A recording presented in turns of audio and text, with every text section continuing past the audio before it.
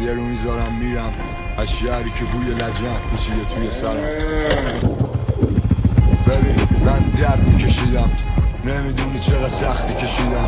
من شادترین آدم ها رو دیدم، گریه میکنم همین آدم ها که میگن غم ندارم، همین آدم ها رو دیدم.